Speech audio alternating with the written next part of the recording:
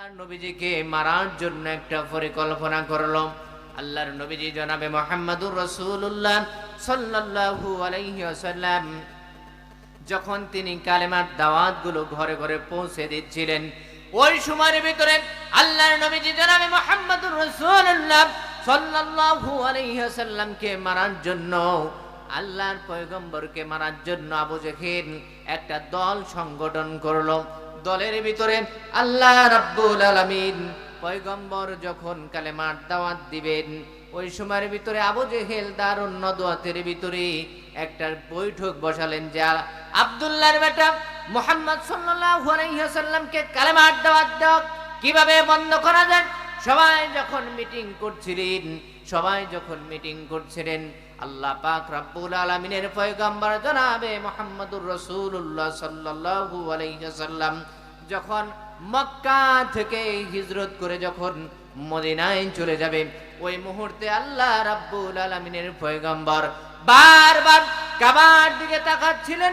কাবার দিকে তাকায়া আল্লাহর নবীজি কাবার মালিককে ডাক দিয়ে বলল, কাবার মালিক, আমার মনে বড় আশা ছিল, আমার মনে বড় আকাঙ্ক্ষা ছিল, কাবার কাছাকাছি থেকে আমি কাবার খেদমত করব, কিন্তু আপনার নিষ্ঠুর সন্তানেরা আমাকে কাবার ভিতরে থাকতে দিল না।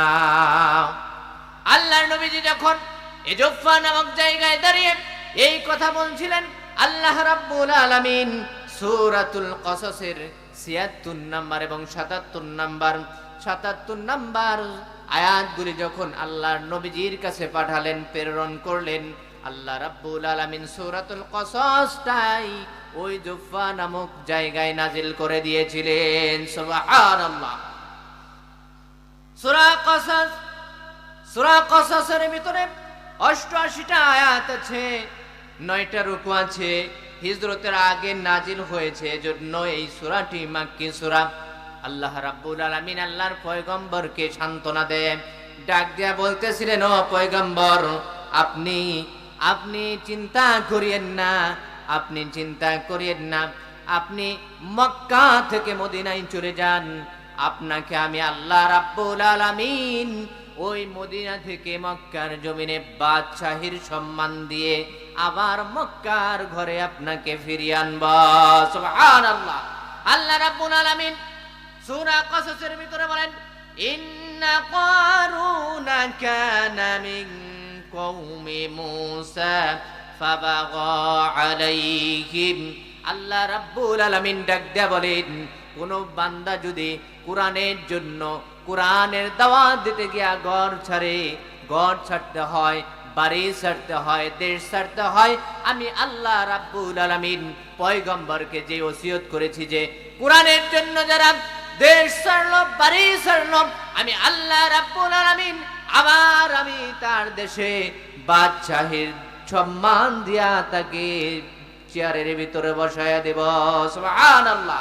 কোরআনের জন্য যারা জীবন দিবে, যারা দেশ ছাড়বে, বাড়ি ছাড়বে, আল্লাহ রাব্বুল আলামিন অন্য আয়াতে বলেন, ইন্নাল্লাযীনা ফারাদ আলাইকাল কুরআনা লারাদ্দুকা ইলা মারাদ। আল্লাহ রাব্বুল আলামিন ডাক দেয়া বলেন, ও দুনিয়ার মানুষেরা, তোমরা জেনে রাখো, যারা কোরআনের জন্য জীবন দিতে রাজি হয়, যারা কোরআনের জন্য জীবন দিতে প্রস্তুত হয়, আমি আল্লাহ রাব্বুল আলামিন তার মর্যাদা বাড়ায়া দেই। আমি আল্লাহ রাব্বুল আলামিন তার এমন মর্যাদা বাড়ায়া দেই, যেই মর্যাদার কারণে পৃথিবীর মাঝে তার আলোড়ন সৃষ্টি হয়ে যায়। সুবহানাল্লাহ। আল্লাহ নবীজি জনাবে মুহাম্মদুর রাসূলুল্লাহ সাল্লাল্লাহু আলাইহি ওয়াসাল্লাম যখন মক্কা নগরীর ভিতরে কালেমার দাওয়াত দিচ্ছিলেন, দারুন নদওয়াতের ভিতরে আবু জেহেল আল্লাহর নবীজিকে মারার জন্য পরিকল্পনা করলেন। ২৪ জন সদস্যদেরকে নিয়ে দারুন নদওয়াতের ভিতরে যখন পরামর্শ করতে লাগলেন আল্লাহর নবীজিকে কিভাবে মারা যায়, সবার সামনে যখন প্রস্তুত নিলেন, সবার কাছ থেকে যখন পরামর্শ নিতে লাগলেন যে আল্লাহর নবীজিকে মুহাম্মদুর রাসূলুল্লাহ সাল্লাল্লাহু আলাইহি ওয়াসাল্লামকে কিভাবে মারা যায়, যখন তিনি পরামর্শ করতেছিলেন, এক একজন এক একভাবে এক একজন এক একভাবে যুক্তি দিতে লাগলেন। কেউ বলতেছেন মুহাম্মদ সাল্লাল্লাহু আলাইহি ওয়াসাল্লামকে আবার জেলখানার ভিতরে ঢুকায়া দাও। কেউ বলতেছে এই মুহাম্মদ সাল্লাল্লাহু আলাইহি ওয়াসাল্লামকে, আব্দুল্লাহর বেটা মুহাম্মদকে এই মক্কা নগরী থেকে বিদায় করে দাও। কেউ বা বলতেছে তাকে মেরে ফেলো। নাউজুবিল্লাহ বলি। আমার ভাইয়ের, আমার বন্ধুগণ, এক একজন এক একভাবে যখন পরামর্শ দিতে লাগলেন যে আব্দুল্লাহর বেটা মুহাম্মদুর রাসূলুল্লাহ সাল্লাল্লাহু আলাইহি ওয়াসাল্লামকে দেশ থেকে তাড়ায় দাও, আবার জেলের ভিতরে ভরায় দাও। পিছন দিক থেকে এমন একজন মুরব্বী, লেবাসদারি মুরব্বী, সুন্দর পাগড়ি পরে, জুব্বা পরে, এমন তসবিহ হাতে নিয়া পিছন দিক দিয়ে আয়েশা ডাক দিয়া বলতেছে, ও আবু জেহেল, তুমি যাকে জেলের ভিতরে পড়তে চাও, তুমি যাকে জেলের ভিতরে আবদ্ধ করতে চাও, তুমি কি দেখোনি এই আব্দুল্লাহর বেটা মুহাম্মদকে 3 বছর জেলে রাখার পর তার জনপ্রিয়তা যদি 1000 থাকে, তার জনপ্রিয়তা 3000 বৃদ্ধি হয়ে গেছে। সুবহানাল্লাহ। আব্দুল্লাহর বেটা মুহাম্মদকে জেলের ভিতরে দেওয়া যাবে না। কেন দেওয়া যাবে না? তাকে জেলের ভিতরে দিয়েছিলেন, দেওয়ার পরেই কিন্তু আবার জেল থেকে যখন বের হয়ে আসছে, জেল থেকে বের হওয়ার পরে কি করেছে? তার জনপ্রিয়তা বেড়ে গেছে। তাহলে কি করা যাবে না? তাহলে জেলের ভিতরে দেওয়া যাবে না। আবু জেহেল ডাক দিয়ে বলে, তাহলে কি করা লাগবে? মুরব্বী ডাক দিয়ে বলে, তাকে দেশ থেকে উতারানো যাবে না। তাকে যদি তুমি মক্কা থেকে তাড়ায় দাও, অন্য দেশের ভিতরে যায় দল পাকাবে, এমন দল পাকাবে, শক্তিশালী দল, আবার পাকায়া দল বৃদ্ধি করে আমাদের সিট নিয়ে যাবে। আবু জেহেল ডাক দেয়া বলে, মুরব্বী, তাহলে কি করা লাগবে? মুরব্বী ডাক দেয়া বলতেছেন, এর জীবনের চ্যাপ্টারটাই ক্লোজ করে দাও। নাউজুবিল্লাহ বলে। লেবাসদারি একজন সাধারণ মানুষ এসে পিছন দিক থেকে পরামর্শ দিল, একজন নির্দোষ মানুষকে মৃত্যুবরণ করার জন্য বলল।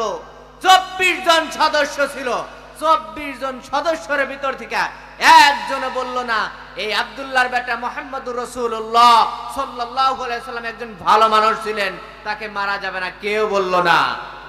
আমরা দেখেছি গত 15.5 বছর জালিম সরকার এভাবে করে নিষ্পাপ আলেমদেরকে নির্মমভাবে হত্যা করেছে। আমরা দেখেছি গত 15.5 বছর আমরা দেখেছি যে এই জালেম সরকার আলেমদেরকে ধরে ধরে জেলখানার ভিতরে আবদ্ধ করে দিত, কেউ কথা বলতো না। কিছু লেবাসদারি আলেম থাকতো, তারা আরো সরকারকে যায় কানে কানে বলে দিত, আর কতদিন তাদেরকে জেলের ভিতরে ঢুকায়া দাও, তাদেরকে মেরে ফেলো। আমরা দেখেছি। আমার ভাইয়েরা, আমার বন্ধুগণ, আবু জেহেলের নাতিপুতি দেশের ভিতরে এখনো আছে, কিয়ামতের আগ পর্যন্ত থাকবে। যারা কোরআনের হক কথা বলতে যাবে, যারা কোরআনের সঠিক কথা বলতে যাবে, জালিম সরকারেরা এভাবে করে আলেমদেরকে গলা টিপে টিপে হত্যা করবে, ইনজেকশন দিয়ে হত্যা করে ফেলবে, জেলের ভিতরে আবদ্ধ করে রাখবে, কোরআনের প্রচার করতে দেবে না। এজন্য ভাইয়ের আমার, আমরা গত 50 বছর ধরে দেখে এসেছি যে একের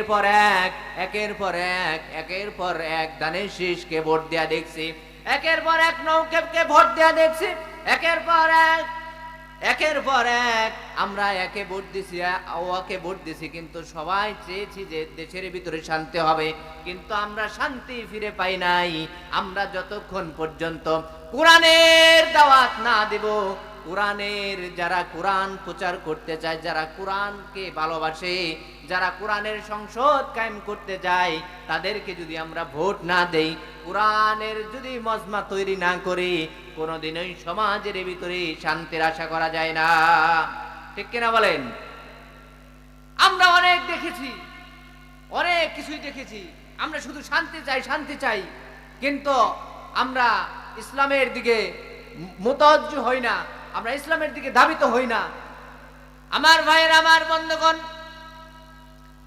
আবু জেহেল এবার দারুণ দোয়াতের ভিতরে ঘোষণা হয়ে গেল, আল্লাহর নবীজিকে মেরে ফেলার ঘোষণা হয়ে গেল। আল্লাহর নবীজিকে মেরে ফেলবে ঘোষণা হয়ে গিয়েছে।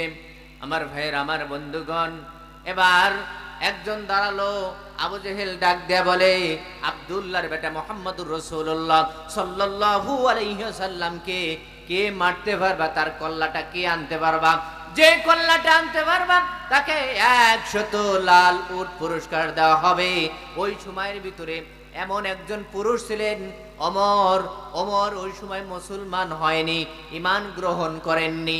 ওই সময় আবু জেহেলের দরবার থেকে দাঁড়িয়ে গেছে, খোলা তলোয়ার নিয়ে দাঁড়িয়ে গেছে, আব্দুল্লাহর বেটা মুহাম্মদকে হত্যা করে ফেলবে 100 লাল উটের কারণে। আমার ভাইয়ের, আমার বন্ধুগণ, এবার হযরতে ওমর আব্দুল্লাহর বেটা মুহাম্মদুর রাসূলুল্লাহ সাল্লাল্লাহু আলাইহি ওয়াসাল্লামের কল্লা আনার জন্য যাইতেছেন।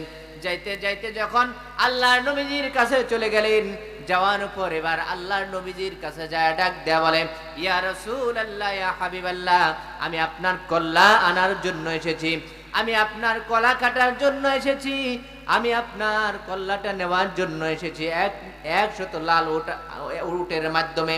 আমার ভাইয়ের, আমার বন্ধুগণ, হযরতে মুহাম্মদুর রাসূলুল্লাহ সাল্লাল্লাহু আলাইহি ওয়াসাল্লামের সামনে গিয়া মাথা নত কইরা তার তরোয়ারটা আল্লাহর নবীজির হাতে দিলেন, যে আমি একজন বেঈমান, ও নবী গো, আপনি আমারে আপনার হাতে হাত রাইখা কালেমা পড়ে মুসলমান বানায় দেন, লা ইলাহা ইল্লাল্লাহু মুহাম্মাদুর রাসূলুল্লাহ সাল্লাল্লাহু আলাইহি ওয়াসাল্লাম।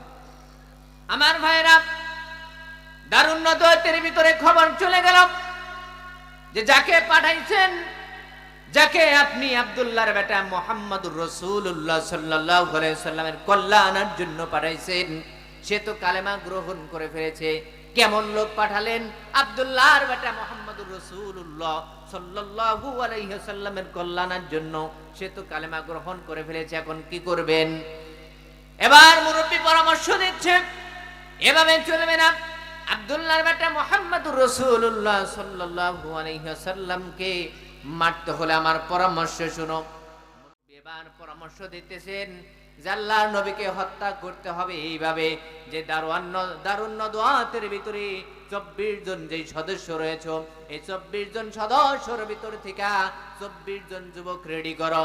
24 জন যুবক যদি যায়া আব্দুল্লাহর বেটা মুহাম্মদুর রাসূলুল্লাহ সাল্লাল্লাহু আলাইহি ওয়াসাল্লামকে রাতের গভীরে হত্যা করে ফেলে, কেউ কারো দোষ দিতে পারবে না, কেউ কারো উপরে দোষ চাপাতে পারবে না।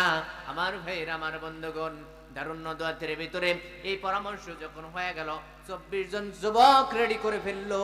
24 জন যুবক রেডি করে ফেললো আল্লাহর নবীকে হত্যা করার জন্য। গভীর রাত হয়ে গিয়েছে। গভীর রাতের ভিতরে আল্লাহর নবীজির ঘরের চারদিক দিয়া কাফের বেঈমানেরা, যুবক কাফের বেঈমানেরা দাঁড়িয়ে আছেন, আল্লাহর পয়গম্বরকে হত্যা করে ফেলবে।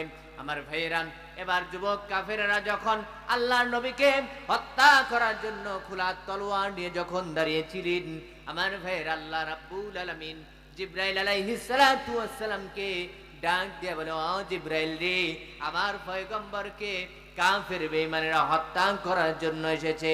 না না, আল্লাহর নবীজিকে হত্যা করতে দেওয়া হবে না। যাও যাও জিবরাইল, যাও, আমার পয়গম্বরকে ঘুম থেকে ওঠাও, ঘুম থেকে উঠায়া তাকে এই মক্কা নগরী থেকে হিজরত করে মদিনায় চলে যেতে বলো। সুবহানাল্লাহ।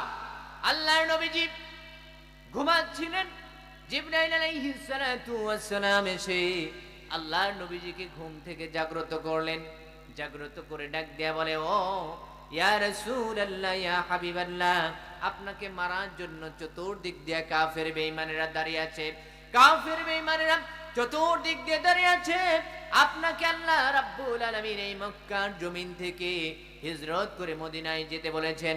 আল্লাহর পয়গম্বর জনাবে মুহাম্মদুর রাসূলুল্লাহ সাল্লাল্লাহু আলাইহি ওয়াসাল্লাম তার জামাতাকে ডাকলেন, হযরত আলীকে ডাকলেন, ও আলী, তুমি আমার বিছানার উপরে সাদা চাদর, আমার চাদরটা পরে, আমার চাদরটা গায়ে দিয়ে তুমি শুয়ে পড়ো।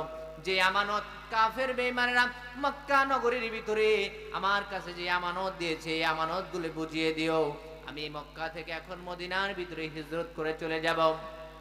আমার ভাইরা, আল্লাহর নবীজি জনাবে মুহাম্মদুর রাসূলুল্লাহ সাল্লাল্লাহু আলাইহি ওয়াসাল্লাম যখন এবার ঘর থেকে বের হবে, চতুর্দিক দিয়ে তো কাফের বেঈমানেরা দাঁড়িয়ে আছে। আল্লাহর নবীজি বের হলেই তাকে হত্যা করবে। আল্লাহ রাব্বুল আলামিন জিবরাইল আলাইহিস সালাতু ওয়াসসালামকে ডাক দেয়া বলে, ও জিবরাইল, যাও আমার পয়গম্বরকে যা ডাক দেয়া বলো যে আমার পয়গম্বর যেন ঘর থেকে এক মুষ্টি বালু হাতে নেয়। এক মুষ্টি বালু হাতে নিয়ে সামনের দিকে যেন ফিকা মারে। ফিকা মারার সঙ্গে সঙ্গে আমি আল্লাহ রাব্বুল আলামিন কাফের বেঈমানের চোখের ভিতরে পৌঁছায় দেব। সুবহানাল্লাহ।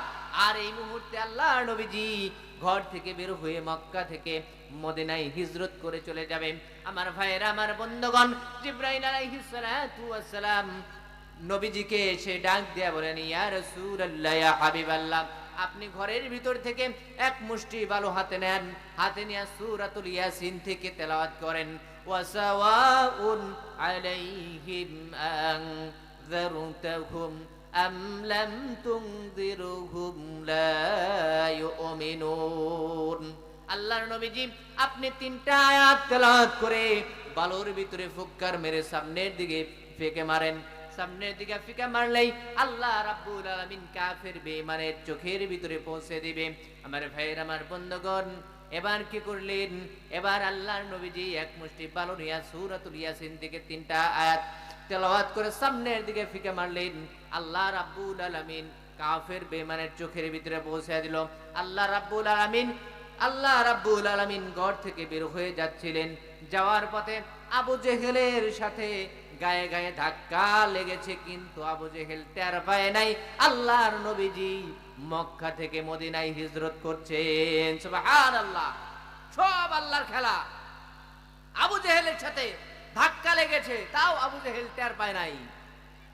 আমার ভাইরা, আল্লাহর নবীজি জনাবে মুহাম্মদুর রাসূলুল্লাহ সাল্লাল্লাহু আলাইহি ওয়াসাল্লাম যখন মক্কা থেকে এবার মদিনায় হিজরত করবেন, কাকে নিয়ে হিজরত করবেন?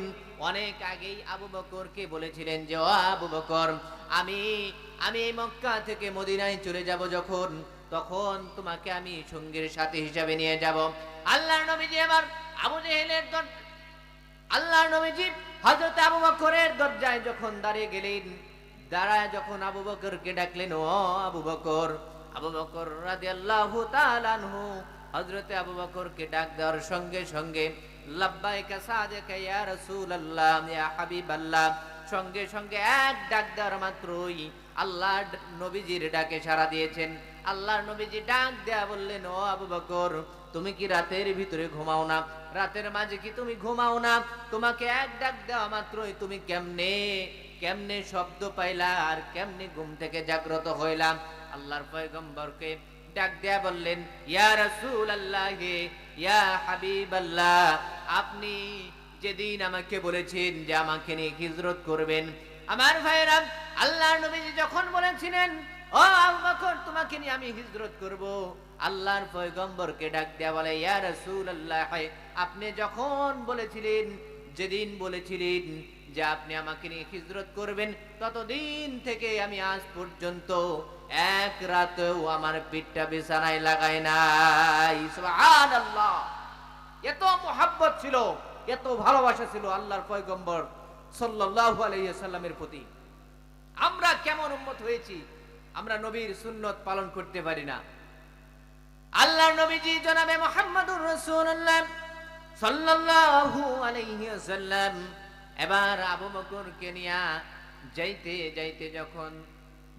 যাইতে যখন অনেক দূরে চলে গেলেন, এবার ফজরের ওয়াক্ত হয়ে গেল। হযরত আবু বকর সিদ্দিক রাদিয়াল্লাহু তাআলা আনহু তিনি আল্লাহর নবীকে বললেন, ইয়া রাসূলুল্লাহ, ইয়া হাবিবাল্লাহ, আমার অন্তরের ভিতরে ভয় লাগতেছে, সকাল হয়ে গেল, হয়তো কাফের বেঈমানেরা আমাদেরকে খুঁজতে খুঁজতে এসে যদি আমাদের পেয়ে যায়, আমাদের তো আর উপায় নাই, আমাদেরকে হত্যা করে ফেলবে। আল্লাহ রাব্বুল আলামিনের পয়গম্বর ডাক দেয়া বলে, ও আবু বকর রে, ও আবু বকর, চিন্তা করিও না, আমি আর তুমি এই জায়গায় রই নাই, আমাদের সাথে এমন একজন রয়েছে যে আমাদেরকে হেফাজত করবে, এটা তুমি তাওয়াক্কুল করো, আমাদেরকে হেফাজত করার মালিক হলো রব্বুল আলামিন। সুবহানাল্লাহ। আল্লাহর পয়গম্বরের সাহাবী হযরত আবু বকর সিদ্দিক রাদিয়াল্লাহু তাআলা আনহু এবার আল্লাহর নবীজিকে বললেন, ও নবী গো, একটা পাহাড় দেখা যাচ্ছে, এই পাহাড়ের ভিতরে একটা গুহা দেখা যাচ্ছে, এই গুহার ভিতরে আমরা আশ্রয় গ্রহণ করি।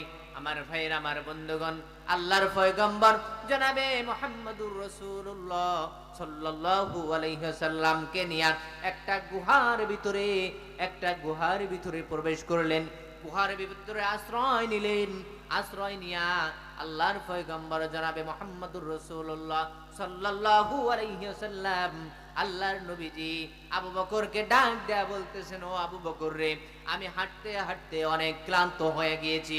ও আবু বকর, আমি হাঁটতে হাঁটতে অনেক ক্লান্ত হয়ে গিয়েছি, তুমি বসো, তোমার ওর উপরে আমি একটু মাথা রেখে ঘুমাবো, আমি বিশ্রাম করব। আল্লাহর পয়গম্বর জনাবে মুহাম্মদুর রাসূলুল্লাহ সাল্লাল্লাহু আলাইহি ওয়াসাল্লাম একটু বিশ্রাম করতে লাগলেন।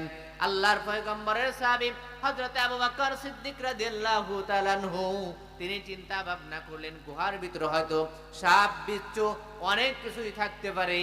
আমার ভাইয়ের, আমার বন্ধুগণ, সাপ বিচ্ছু থাকতে পারে এটা মনে করে আল্লাহর পয়গম্বরের সাহাবী হযরত আবু বকর সিদ্দিক রাদিয়াল্লাহু তাআলা আনহু তিনি কি করলেন, তার গায়ে যে রুমাল ছিল এই রুমালগুলি কেটে কেটে, এই রুমালগুলি ছিঁড়ে এবার গর্তগুলো জুবাতে লাগলেন। এবার বন্ধ করতে লাগলেন। বন্ধ করতে করতে যখন রুমাল শেষ হয়ে গেল, কিছু গর্ত রয়ে গেল। আল্লাহর পয়গম্বরের সাহাবী তিনি চিন্তা করলেন, এই কয়েকটার ভিতরে হয়তো কোনো সাপ বিচ্ছু থাকতে পারে, আমার নবীকে ধ্বংসন করতে পারে। এজন্য হযরত আবু বকর সিদ্দিক রাদিয়াল্লাহু তাআলা আনহু তার পা দিয়া চাপটা মেরে ধরে রাখছেন। ওই পায়ের ভিতরে সাপ এসে দংশন করে ফেলেছে। তারপরেও আল্লাহর পয়গম্বরকে ঘুম থেকে জাগ্রত করে নাই। বিষের তাড়নায় আল্লাহর নবীর সাহাবী বিষের যন্ত্রণায় শরীরটা কালো হয়ে গিয়েছে। বিষের তাড়নায় টপ টপ করে যখন চোখের পানি বের হয়ে গেছে, চোখের পানি যখন আল্লাহর পয়গম্বরের মুখের মধ্যে পড়েছে, আল্লাহর পয়গম্বরের এই কপালের মধ্যে যখন পড়েছে, আল্লাহর পয়গম্বরের ঘুম ভেঙে গিয়েছে। আমার ভাইয়েরা, আমার বন্ধুগণ, আল্লাহর পয়গম্বর জনাবে মুহাম্মদুর রাসূলুল্লাহ সাল্লাল্লাহু আলাইহি ওয়াসাল্লাম ঘুম থেকে জাগ্রত হয়ে আবু বকরকে ডাক দেয়া বলে, আবু বকর, তুমি কান্না করতেছো কেন? তোমার বুঝি তোমার পরিবারের জন্য মায়া হইতেছে? আবু বকর সিদ্দিক রাদিয়াল্লাহু তাআলা আনহু ডাক দেয়া বলে, ও নবী গো, আপনার কাছে যেদিন আমি হাতে হাত রাখা কালেমা পয়রা মুসলমান হয়েছি, আমি তখনই বিবি স্ত্রী যা ছিল সব কিছু বাদ দিয়ে আমি পয়গম্বরের প্রেমে পড়ে গেছি। সুবহানাল্লাহ।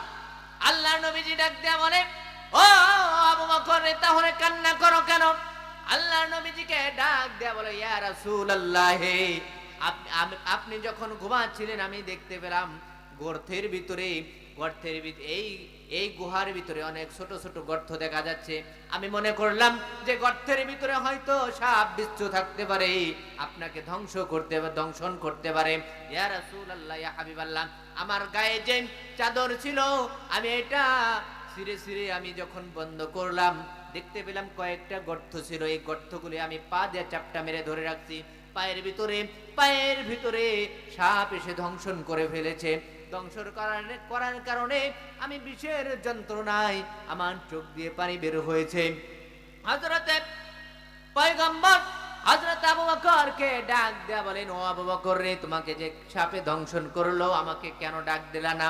আল্লাহর পয়গম্বরের সাহাবী হযরতে আবু বকর সিদ্দিক রাদিয়াল্লাহু তাআলা আনহু ডাক দেয়া বলে, আমার পয়গম্বর আমার ওর উপরে একটু ঘুমাচ্ছে, একটু বিশ্রাম করছে, আমি তাকে ঘুম থেকে জাগ্রত করব, এটা বেয়াদবি হয়ে যাবে পয়গম্বরের সাথে। এজন্য আমি পয়গম্বরের সাথে বেয়াদবি না করার জন্যই আমি আপনাকে ডাকি নাই। আল্লাহর পয়গম্বর জনাবে মুহাম্মদুর রাসূলুল্লাহ সাল্লাল্লাহু আলাইহি ওয়াসাল্লাম হযরতে আবু বকরকে বুকের মধ্যে জড়ায় ধরলেন, দইরা ডাক দেয়া বলেন, রব্বুল আলামিন, আমার এই আবু বকরকে আপনি কবুল আর মঞ্জুর করে নিন। সুবহানাল্লাহ। প্রেম কেমন ছিল আল্লাহর পয়গম্বরের শানে, প্রেম কেমন ছিল! আল্লাহ রাব্বুল আলামিনের পয়গম্বরের সাহাবী হযরতে আবু বকর সিদ্দিক রাদিয়াল্লাহু তাআলা আনহু তিনি আল্লাহর নবীকে এমন ভালোবেসেছিলেন যেই ভালোবাসার কারণে তার ধন সম্পদ সবকিছুই আল্লাহর রাস্তায় বিলীন করে দিয়েছিলেন। আল্লাহর পয়গম্বরের সাহাবীর মর্যাদা, হযরতে আবু বকর সিদ্দিক রাদিয়াল্লাহু তাআলা আনহুর মর্যাদা এত বৃদ্ধি হয়ে গিয়েছেন, আল্লাহর পয়গম্বর ডাক দেয়া বলে, তামাম দুনিয়ার মুমিন বান্দাদের নেকির পাল্লা যদি এক পাল্লায় দেওয়া হয় আর আবু বকরের নেকির পাল্লা যদি আরেক পাল্লায় দেওয়া হয়, হযরতে আবু বকরের নেকির পাল্লা সবচাইতে বৃদ্ধি হয়ে যাবে। সুবহানাল্লাহ। কি জন্য বৃদ্ধি হবে? শুধু আল্লাহর নবীকে ভালোবাসার কারণে। কেমন ভালোবেসেছিলেন আল্লাহর নবীকে? ধন সম্পদ টাকা পয়সা সবকিছু আল্লাহর নবীর জন্য, আল্লাহর জন্য বিলীন করে দিয়েছিলেন। আমাদেরকেও কি করতে হবে? আল্লাহর নবীর জন্য ভালোবাসা থাকতে হবে।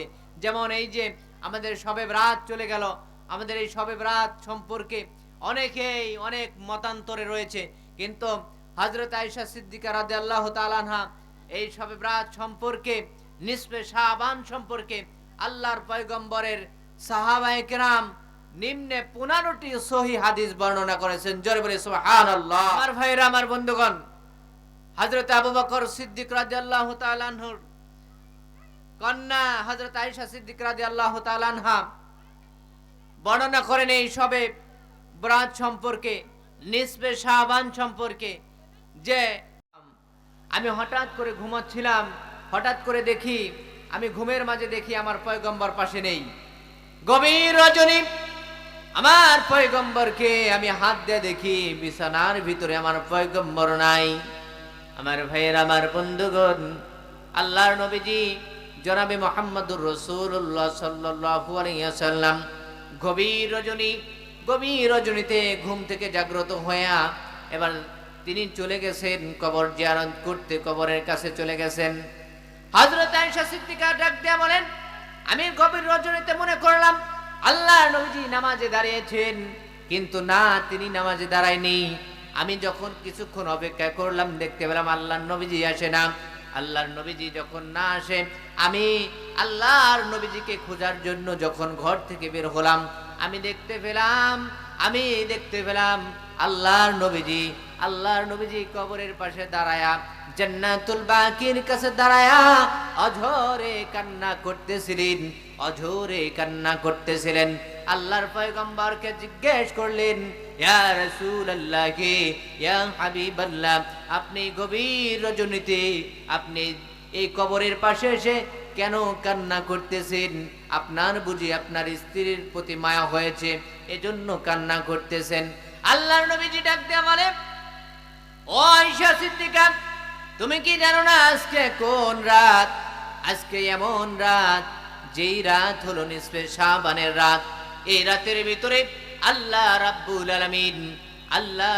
আলামিন তার বান্দাদের জন্য রহমত আর বরকত রেখেছেন। যে বান্দা সঠিকভাবে এই নিসফে শাবানের গভীর রজনীতে আমল করতে পারবে, নফল ইবাদত করতে পারবে, নফল নামাজ পড়তে পারবে, নফল কুরআন তেলাওয়াত করতে পারবে, জিকির আজকার করতে পারবে, আর যারা খাঁটি তওবা করতে পারবে, আমি আল্লাহ রাব্বুল আলামিন তাদের জীবনের গুনাহ মাফ করে দেব। সুবহানাল্লাহ। সেই রাত কি হয়েছে? আমাদের কাছ থেকে পার হয়ে গেছে। আমাদের সামনে আরেকটি রাত রয়েছে, যে রাত হলো লাইলাতুল কদর, রমজান মাসের অনেক বড় একটি ফজিলতময় রাত। সেই রাতেও আমরা কি করব? আল্লাহর কাছে বেশি বেশি কান্না করব। আর আমাদের সামনে রমজান মাস আসতেছে, এখন থেকে আমাদের রমজান মাসের প্রস্তুতি নিতে হবে। রমজান মাসের বেশি বেশি প্রস্তুতি নিতে হবে। কেমনি প্রস্তুতি নিতে হবে? যে রমজান মাসের জন্য আমাদের প্রস্তুতি নিতে হবে। আল্লাহর পয়গম্বর জনাবে মুহাম্মদুর রাসূলুল্লাহ সাল্লাল্লাহু আলাইহি ওয়াসাল্লাম রজব এবং শাবান মাসে এমন একটা দোয়া পাঠ করতেন, আমরা কি সবাই জানি? আল্লাহুম্মা বারিক লানা ফি রজব ওয়া শাবান ওয়া বাল্লিগনা রমাদান। আল্লাহর নবীজি এই দোয়াটা বেশি বেশি উম্মতের জন্য পাঠ করতে বলেছেন। কেন পাঠ করতে বলেছেন? আল্লাহর নবীজি বলেছেন, আমি নিজেও পড়েছি, আমার উম্মতদেরকেও জানিয়ে দিলাম, আমার উম্মতেরাও যেন এই দোয়া বেশি বেশি পাঠ করে। কেন করবে? আল্লাহর নবীজির এই দোয়ার অর্থ কি আমরা যদি বাংলায় একটু বুঝি বা জানি। আল্লাহ রাব্বুল আলামিনের পয়গম্বর কি দোয়া পাঠ করেছেন? আল্লাহুম্মা বারিক লানা ফি রজব ওয়া শাবান ওয়া বাল্লিগনা রমাদান।